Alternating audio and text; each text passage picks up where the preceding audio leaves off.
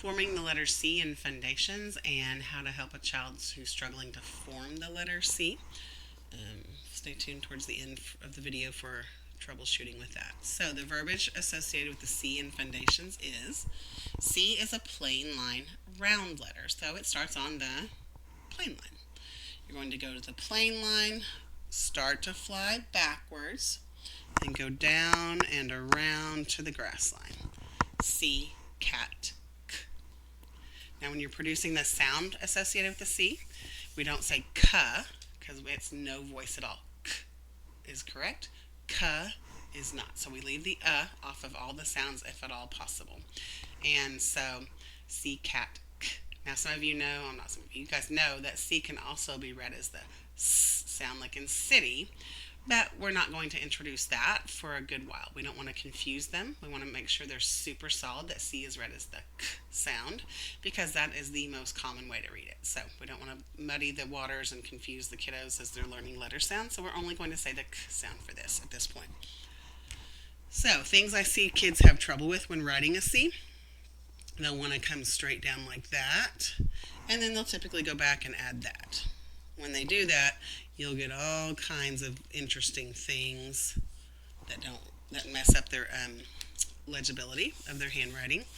So one way to battle that is, we talk about all the time that letters don't like to float.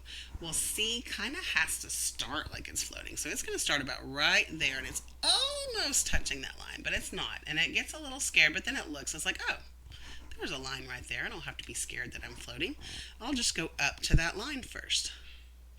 And then we're going to scratch our back, scratch our back, scratch our back, come around and scratch our belly, scratch our belly.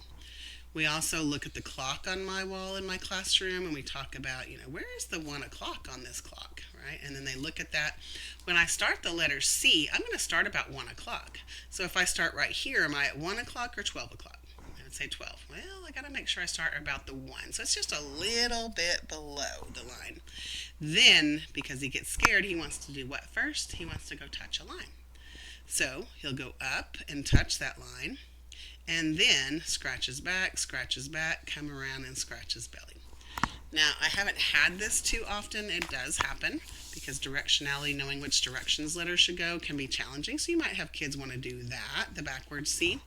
If that's the case, one thing in my classroom is I have a window on the left side of where my students sit, and that has been so helpful in writing and forming letters. So if you don't have a situation that's like that, put a window on their paper or cut out a window and put it on the wall.